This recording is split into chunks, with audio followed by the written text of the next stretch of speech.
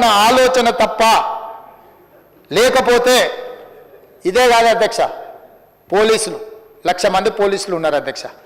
మనం ప్రశాంతంగా ఈరోజు నిద్రపోగలుగుతున్నాము, మన కుటుంబాలతో ప్రశాంతంగా ఉండగలుగుతున్నాం అంటే పోలీసు రక్షణ వ్యవస్థ ఉండబట్టే అధ్యక్ష.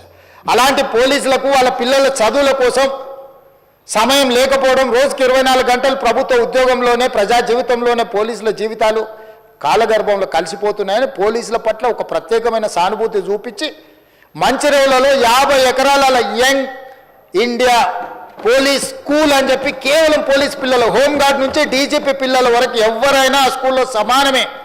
ఒక హోంగార్డ్ బిడ్డ అయినా, డీజీపీ బిడ్డ అయినా ఆ యంగ్ ఇండియా పోలీస్ స్కూల్లో, భారతదేశంలో సైనిక్ స్కూల్కి ఎంత ప్రతిష్ట ఉన్నదో నా తెలంగాణ రాష్ట్రంలో ఉన్న పోలీసులు వాళ్ళ పిల్లలు కూడా అంత ప్రతిష్ట కలిగిన, చదువే కాదు స్పోర్ట్స్లో, క్రీడలలో రాణించడానికి అవసరమైన అన్ని ప్రణాళికలు చేసి మంచిర్యాలలో 50 ఎకరాల స్థలాన్ని కేటాయించి కోట్ల రూపాయలు ఇచ్చి ఇవాళ పోలీసుల పిల్లల కోసం ఒక అత్యున్నత ప్రమాణాలతో కూడుకున్న ఎడ్యుకేషన్ ఇవాళ పోలీస్ పిల్లలకి ఇవ్వాలనుకున్నాం అధ్యక్ష.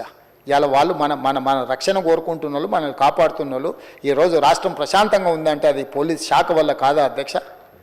వాళ్ళ ఏముంటుంది అధ్యక్ష? వాళ్ళ పిల్లలు మంచి చదువులు చదువుకోవాలి, వాళ్ళ పిల్లలు రాణించాలనుకుంటారు, వాళ్ళ జీవితం ఎట్లాగూ ఇట్లా గడిచిపోయింది, మా పిల్లలైనా బాగుండాలని కోరుకుంటారు. ఎప్పుడు ఆలోచన చేసిరా అధ్యక్ష? ఏ రోజైనా ఈ రాష్ట్రంలో ఉన్న 1,00,000 మంది పోలీస్ సిబ్బంది గురించి అయినా ఆయన ఆలోచన చేసిందా? డీజీపీ నుంచి హోంగార్డ్ వరకు పోలీస్ సిబ్బందిని ప్రత్యేకంగా వాళ్ళకు ఒక వ్యవస్థ ఉండాలి అని ఈరోజు ఒక అడిషనల్ డీజీ క్యాడర్ ఆఫీసర్ను పెట్టి ఒక వ్యవస్థను బ్రహ్మాండంగా ఏర్పాటు చేసి ఈరోజు పోలీస్ స్కూల్ని ఏర్పాటు చేసినాం కదా అధ్యక్ష. ఈరోజు ఇట్లా ఒక్కొక్కటిగా మీరు పెండింగ్ పెట్టిపోయి మా నెత్తి మీద మోపిన అన్ని రకాల సమస్యల్ని పరిష్కరించుకుంటూ మేము ముందుకు వెళ్తుంటే మీరు మమ్మల్ని అవహేళన చేయడం, గవర్నర్ గారి ప్రసంగాన్ని తప్పు పట్టే విధంగా, గవర్నర్ గారిని కించపరిచే విధంగా మాట్లాడడం సమంజసమని నేను అడుగుతున్నా అధ్యక్ష.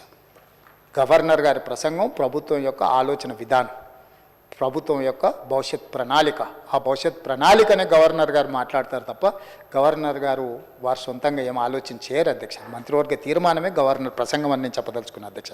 అదేవిధంగా అధ్యక్ష, ఆరోగ్యం మీకు తెలుసు, డిజిటల్ హెల్త్ కార్డు ఇవ్వాలనుకుంటుంది ప్రభుత్వం. ప్రతి ఒక్కరికి ఒక హెల్త్ ప్రొఫైల్ క్రియేట్ చేసి, దామోదర్ రాజనరసింహ గారు ఆయన by qualification engineer, by nature is an social doctor, సామాజిక బాధ్యత కలిగిన, చైతన్యం కలిగిన వ్యక్తిగా, ఇంజనీరింగ్ గ్రాడ్యుయేట్గా వారికి ఆ బాధ్యత ఇచ్చి ఈ రాష్ట్రంలో ఉన్న 4 కోట్ల ప్రజలకు అందరికీ ఒక హెల్త్ ప్రొఫైల్ క్రియేట్ చేసి హెల్త్ డిజిటల్ కార్డు క్రియేట్ చేయడం అనేవి కాకుండా ఉస్మానియా యూనివర్సిటీ హాస్పిటల్ని కుప్పగూలుతుంటే కూడా పట్టించుకోకుండా ఊరుకుంటే 30 ఎకరాలలో గోషమాయిల దగ్గర 30 ఎకరాలలో 2,700 కోట్లు, దాదాపుగా 3,000 కోట్లతోని ఈరోజు ఉస్మానియా